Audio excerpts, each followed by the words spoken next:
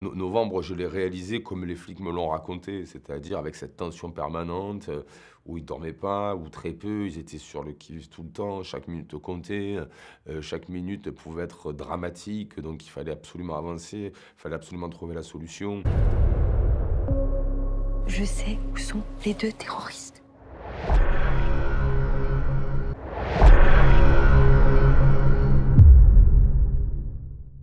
Bien sûr, c'était Ouais. le but. Moi-même, j'ai pas écrit ce scénario, au départ, c'est Olivier de Mangel qui l'a écrit et quand je l'ai reçu, j'appréhendais, j'étais un peu fébrile quant à ce que j'allais découvrir à l'intérieur et c'est parce que, j'ai lu ce que j'ai lu, que j'ai lu la pudeur, l'intelligence, et tout ce qu'Olivier tout le respect, qu'Olivier avait mis dans l'écriture, dans la narration et dans les émotions qu'il développait que je me suis mis moi aussi au service du film. Donc, je comprends tout à fait, Ouais, ouais. qu'on puisse avoir ce genre de réflexe.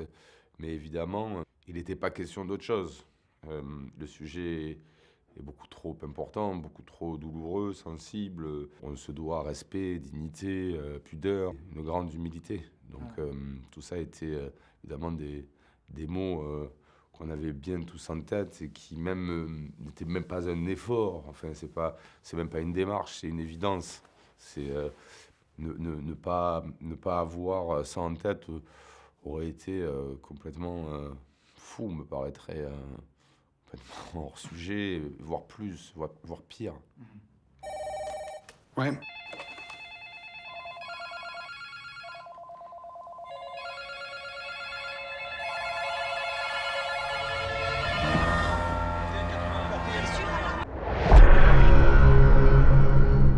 Le film, il est aussi là pour compléter ce que les gens connaissent de ces événements terribles.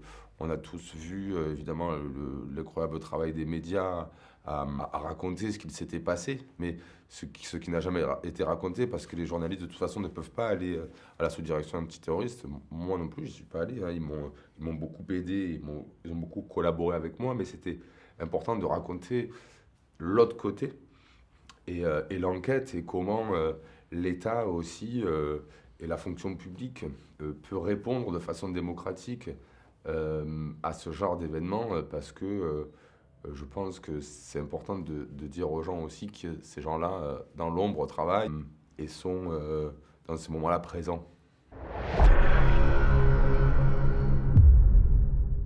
Moi, j'ai un peu appréhendé au départ. Je me suis dit: «Ah tiens, comment parler de ce sujet-là? Comment l'aborder, avec, la bonne distance quoi, qu'il y ait pas de, qu'il y ait pas d'impudeur, que ça soit juste?» Parce que je pense pas qu'il y ait de sujet interdit. Enfin, je pense que le cinéma doit se sentir libre de tout aborder. Mais c'est vrai que c'est la manière quoi qui importe et là, j'étais contente, pas quand j'ai lu le scénario parce que je me suis dit: «C'est un film qui permet de témoigner d'un endroit qui est complètement, inconnu de tous». Cette sous-direction antiterroriste, les enquêteurs qui travaillent pour lutter contre le terrorisme, voilà, ça permet de s'immiscer dans ce milieu-là qu'on connaît pas et ça rend le film à la fois nécessaire et excitant. Je veux pas qu'on laisse place à nos émotions personnelles. Aux dernières informations, il y aurait 2 terroristes en fuite dans Paris. Deux terroristes.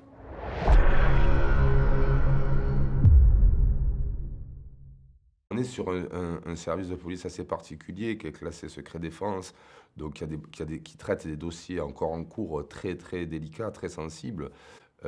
Et aussi ces policiers eux-mêmes et les témoins et tous ceux qui appartiennent à l'enquête et tous les intervenants, qu'ils soient déjà interpellés, tout comme des témoins, doivent être protégés par l'anonymat. Donc il y a déjà sur les personnages un travail de modelage en essayant de rester fidèle à la réalité et sur certains faits, alors pas sur les faits les plus importants, ni sur l'articulation des faits, mais sur la façon ou le lieu où ils ont été arrêtés, comment véritable... Voilà, il y a des petites choses comme ça, qu'on remodèle, tout en essayant de rester fidèle, sans s'éloigner, sans pervertir la réalité, mais en la changeant légèrement et suffisamment pour qu'elle ne soit pas reconnaissable et pour protéger l'instruction judiciaire.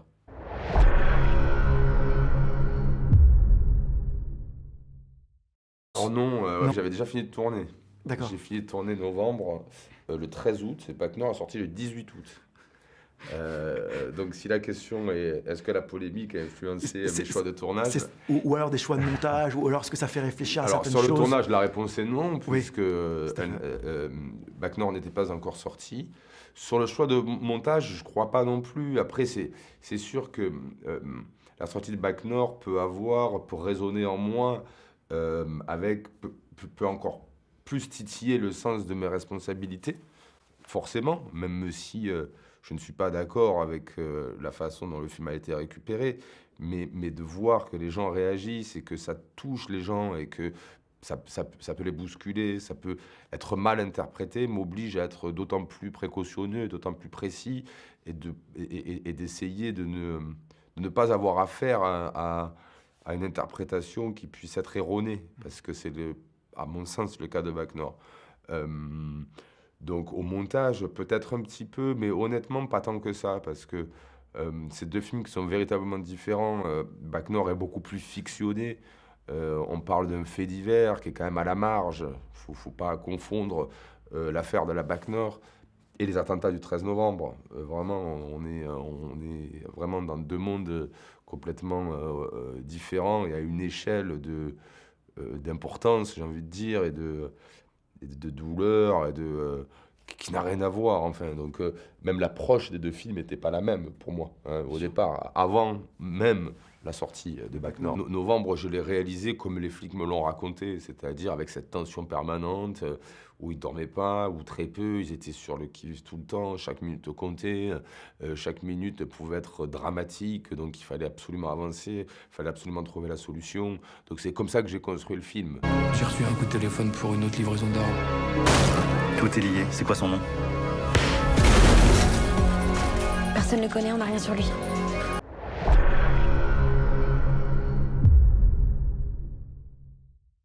J'aime filmer les événements qui appellent des émotions fortes, contradictoires, complexes avec des enjeux élevés. C'est vrai que la police, si elle déchaîne autant les passions, certainement c'est parce que elle amène ces émotions exacerbées avec ces enjeux élevés. Mais il n'y a pas d'obsession à filmer la police. Il se trouve, je ne l'ai pas écrit, Novembre. On me l'a proposé, donc c'est pas moi. Je me suis pas levé un matin en me disant je vais faire ça. Le sujet est venu à moi. Quand j'ai lu le scénario, je l'ai trouvé si touchant, si fort qu'il m'était été impossible de le refuser. Je devais faire ce film. Alors que ça aurait été le pire des réflexes de me dire je viens de faire Bac Nord, un film sur la police, je ne vais pas refaire un film sur la police. Ça aurait été une mauvaise raison que de refuser le film. J'ai accepté le film parce qu'il m'a touché, non pas parce que c'est la police. Changer, je sais pas. J'ai appris des choses par le biais du scénario, puis de l'histoire, puis de les revivre aussi, mais de ce côté-là, pas en tant que citoyen qui est attaqué par la terreur et par la peur. Là, c'était quelque chose de plus stratégique, avec un recul, un sang-froid, avec une équipe. Donc il y a toute cette partie-là d'enquête que moi je connaissais pas. Oui, on a rencontré une femme qui a travaillé à la sous-direction antiterroriste. Après, c'est des gens qui, normalement, donnent pas vraiment leur identité et tout ça. Donc, moi, je connais pas le nom de cette femme à qui j'ai parlé.